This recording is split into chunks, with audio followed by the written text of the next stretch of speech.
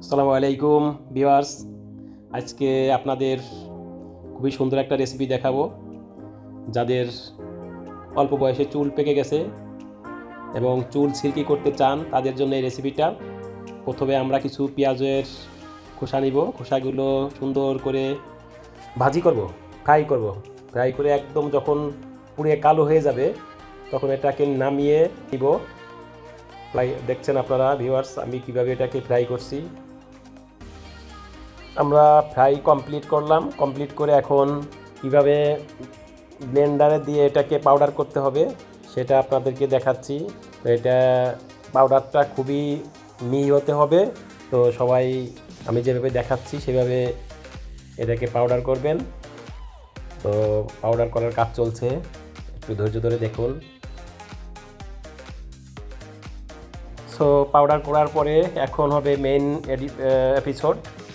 আপনারা দেখতে পাচ্ছেন আমি এটা ফ্রাই প্যানে করে প্রথমে সরিষার তেল দিলাম। সরিষার তেল একটু গরম হওয়ার পরে আমি এখন 2-3 চামচ হলুদ মিশিয়ে নিব। এটা হলুদটা খুবই ভালো কোয়ালিটির হতে হবে। আপনারা দেখলেন আমি 3 চামচ হলুদ মিক্স করলাম। হলুদটা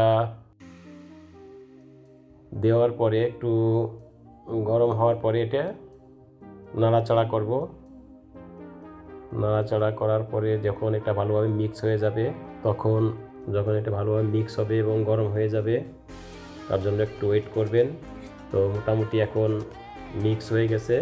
এখন আমরা খোসা যেটা ভেজে পাউডার করে নিয়েছিলাম সেটা এখন আমি এটার সঙ্গে মিশিয়ে নিলাম।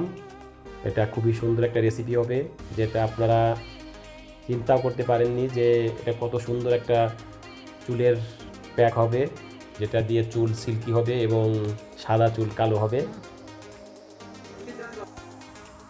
তো আমাদের মোটামুটি শেষ পর্যায়ে রেসিপিটি। এখন সবগুলো মিক্সিং করে এটাকে একটু ছেঁকে পরিষ্কার করে নিব। এখন রেসিপিটি ব্যবহার উপযুক্ত, ব্যবহার করতে পারবেন।